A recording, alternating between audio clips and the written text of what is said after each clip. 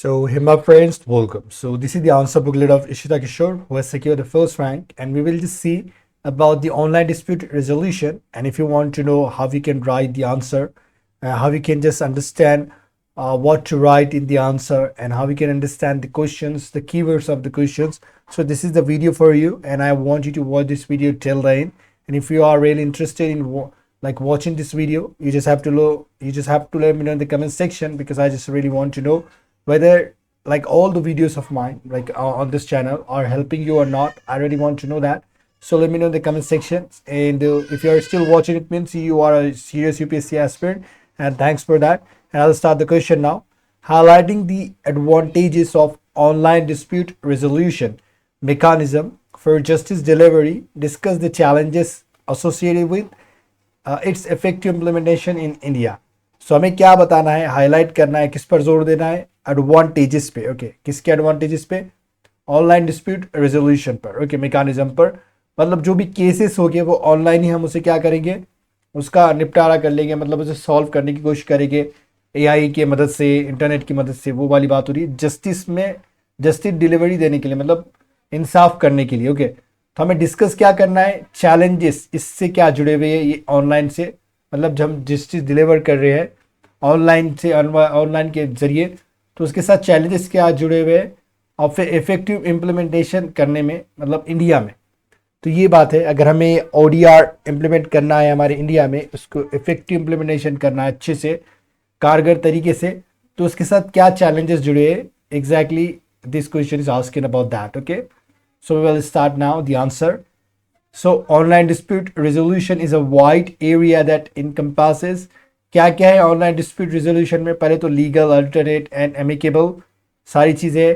Legal resolution में of dispute में क्या है, आईपीसी, सीआरपीसी वगैरह दिया है. अल्टरनेट डिस्प्यूट रेजोल्यूशन में मीडिएशन, मतलब बीच में कोई आकर करेगा, सॉल्व करेगा सारे cases. Amicable resolution via standards protocol like AI, big data, मतलब क्या है, केस को देखा जाएगा और इससे अच्छे से फ्रेंडली तरीके से क्या करेंगे, हल करने की कोशिश करेंगे. तो ये था, देखिए लीगली भी कर सकते हैं. अल्टरनेट तरीका क्या है, मीडिएशन में ओके, कोई ऐसी कमेटी बना देगी या कोई ऐसा एक ऑफिस बना देगी जहाँ पे मीडिएट करेंगे लोग, कोई ऑफिसर्स रखकर, वो बात हो रही है. और कोई फिर फ्रेंडली स्टेट से भी फ्रेंडली तरीके से भी हम कोई केस को सॉल्व कर सकते हैं, राइट.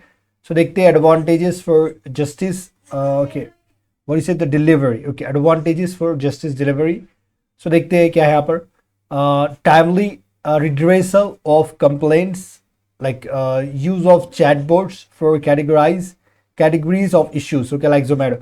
तो हम क्या कर सकते हैं, टाइमली रिड्रेसल होगा, मतलब टाइमली रिड्रेसल यानी समझो कोई कंप्लेन कर रहा है, तो अभी क्या है, कई साल लग जाते, कभी 1 साल लगते, कभी 10 साल लग जाते, कभी 30 साल लग जाते, वो बूढ़ा होकर कब्र में भी चल जाएगा, उतना वक्त लग जाता है. लेकिन अभी क्या होगा, उसका कम में कम मतलब वक्त पर उसका रिड्रेसल हो जाएगा, मतलब वो केस सॉल्व हो जाएगा जो भी कंप्लेंट की जा रही है. तो हम चैटबॉट की मदद से क्या कर सकते हैं, उन्हें कैटेगरीज में बांट सकते हैं. कोई क्रिमिनल, सिविल या कोई कुछ कर रहा है तो उसे हम बांट देंगे, जैसे जोमेटो का केस हुआ था, यहाँ पे बता रहा है, right. So ensures pendency of cases is not mounted. और क्या ये इंश्योर करेगा, क्या सुनिश्चित करेगा, जो भी केस पेंडिंग पड़े हुए है वो माउंट ना हो, मतलब बहुत ज़्यादा ना बढ़ जाए, एक माउंटेन की तरह बढ़ते ना जाए, वो भी ये क्या करेगा, इंश्योर करेगा. यहाँ पे डेटा भी दिया है, 4 crore pendencies in lower judiciary. Okay, तो लोअर जुडिशरी में कितने 4 करोड़ केसेस अभी भी पेंडिंग पड़े हुए हैं. Useful for the wide spread growth. Okay, so जो wide spread growth in e commerce and social media marketing. So ये क्या है, यूजफुल है कि हमें जो ई कॉमर्स अभी बढ़ रहा है, हर चीज़ हम क्या करते हैं, ऑनलाइन मंगाते हैं, तो ये उसमें भी क्या करेगा, हेल्प करेगा. ओके, उस तरह के केसेस को भी हल करने में. तो यहाँ पे एग्जांपल भी दिया गया है, ई दाखिल पोर्टल फॉर कंज्यूमर कंप्लेंट्स. तो ऐसे कोई डिजिटली अगर से हमें कोई कंप्लेंट करना है डिजिटल, जैसे कुछ हो गया, समझो अगर आप कोई ऑर्डर करें और ऑर्डर में कोई डिफेक्टिव मतलब आइटम आ गया, तो आप ये पोर्टल पर जाकर क्या कर सकते हैं, कंप्लेंट कर सकते हैं. ओके, दैट्स द थिंग है. लेवल प्लेइंग फील्ड लाइक समाधान पोर्टल फॉर एमएसएमई. तो सबके लिए क्या होगा, मतलब एक ग्राउंड होगा, मैदान होगा, जंग का समझ लीजिए, खेलने के लिए, मतलब कॉम्पिटिटिव की बात हो रही, कॉम्पिटिशन की बात हो रही है. Challenges, role of emotional intelligence and emotional question in decision making cannot be replace by AI algorithm. देखिए अब चैलेंजेस क्या है, जो इमोशनल इंटेलिजेंस या इमोशनल क्वेश्चन क्या होता है कि आप अपने सोच को, समझ को, इमोशंस को इस्तेमाल करते हुए, दूसरों के भी इमोशंस को इस्तेमाल करते हुए चैलेंजेस का सॉल्व करते, कोई भी चैलेंजेस को लड़ते हैं, राइट। तो वो कभी भी एआई एल्गोरिदम उसे रिप्लेस नहीं कर पाएगा, ओके, क्योंकि वो एक कोड है, मतलब एक टेक्नोलॉजी है। और ह्यूमन बींग के अंदर इमोशनल इंटेलिजेंस होते हैं, जो हम एक दूसरे के इमोशंस को समझ सकते हैं, that can not be replace by AI algorithm at all, that is being said here. Okay, this is the challenge, by the way. Not useful for complex cases. Okay, competition disputes against, okay, Amazon. So we cannot use this thing like the technology, the AI means the ODR, means the complex cases like she has just used the Amazon dispute again, means the case here, competition dispute against Amazon, that is being used here. So you can just write like this the example of it.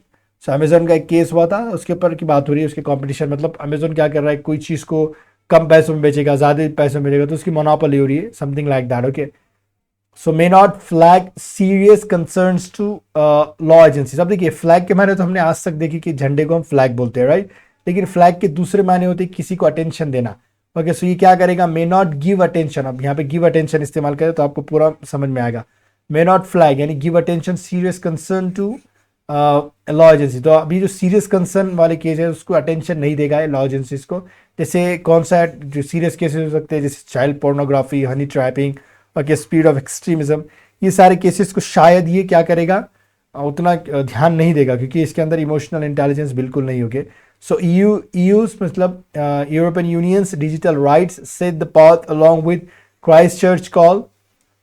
अभी क्या था, जो EU का digital right था, इसके अंदर क्या था कि सबके पास डिजिटल टेक्नोलॉजी का एक्सेस हो, डिजिटल प्रोडक्ट का एक्सेस हो, और सभी को क्या है, खुद के राइट, जो प्राइवेसी का राइट होता है, हमारा राइट टू प्राइवेसी और right to the protection of personal data, उस सबको इंश्योर करने का मौका मिले, वो क्या हो, उस पर कोई वायलेट ना कर सके, राइट। सो ये वाला था। और देखिए, जो क्राइस्ट चर्च कॉल क्या है, मतलब एक इनिशिएटिव था, राइट। इनिशिएटिव किस बारे में था कि जो टेररिज्म, एक्सट्रीमिज्म है, ऑनलाइन जो इस्तेमाल कर रहे हैं लोग टेररिज्म फैलाने के लिए, एक्सट्रीमिज्म फैलाने के लिए, उससे रोकने के लिए, ओके, इंटरनेट का इस्तेमाल करते हुए, तो इंडिया भी ज्वाइन किया था, ओके।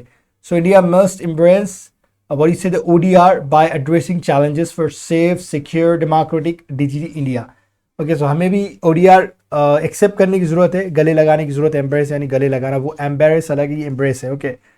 सो ओडीआर को गले लगाने की हमें ज़रूरत है, एक्सेप्ट करने की ज़रूरत है, but how do you do that, you have to address the challenges associated with it, okay. मतलब जो भी चैलेंजेस से एसोसिएटेड है, उससे लड़ते हुए हमें क्या करना है, सेफ, सिक्योर और डेमोक्रेटिक तरीके से हमें इसे एक्सेप्ट करना है, okay. So this was the video. If you have learn anything new, what you have to say, what you have to just do, just let me know in the comment section.